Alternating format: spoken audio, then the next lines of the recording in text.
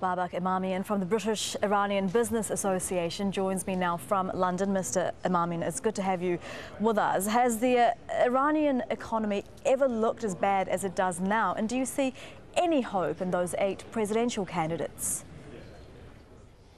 I think you have to go back to World War II to see the Iranian economy as bad as it is right now.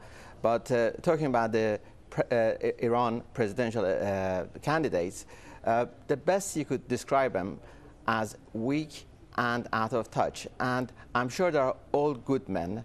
However, and they're very good technocrats. But when I mention by weak, because they're not natural campaigners, so they have to rely on religious institutions for their electability.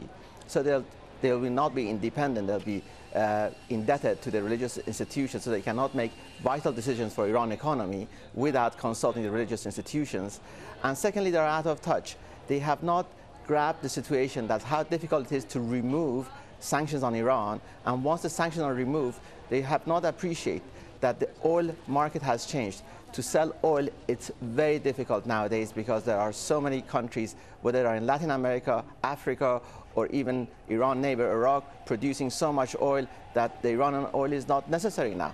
Well, we talk about sanctions so much, but how big a problem do you think is mismanagement, Iranian mismanagement? And do you see any of those 8 leaders that you've just mentioned being better managers of the economy at all?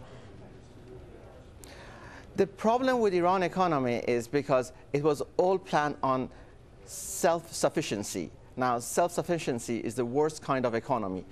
Any economy should be based on export-oriented policy. And Iran's economy have been based on self-sufficiency. So they are producing so many goods, but the Iranian consumer are not rich enough to afford all these goods. So most of the productions are running at 40% capacity. And they were all subsidized by the oil revenue. Now, the oil revenue has stopped. So most of these productions are going out of business. Right now, 42% of the production have stopped in Iran.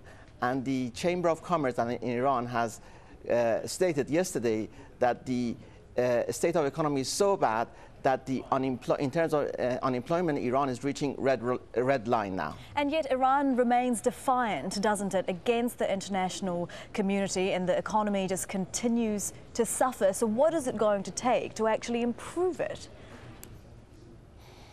Well, to be an export-oriented economy, you need to have a good international relationship with especially America, which is the richest country in the world, and with Europe, which is the richest continent in the world.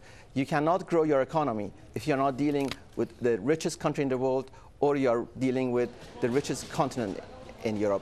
This is the fact. Yet it's not the Iran, it's the Iranian hardliners. The Iranian people want to have that relationship in order to improve their economy. Yet the hardliners, by definition, hardliners are not people who want to settle anything, and they are one-issue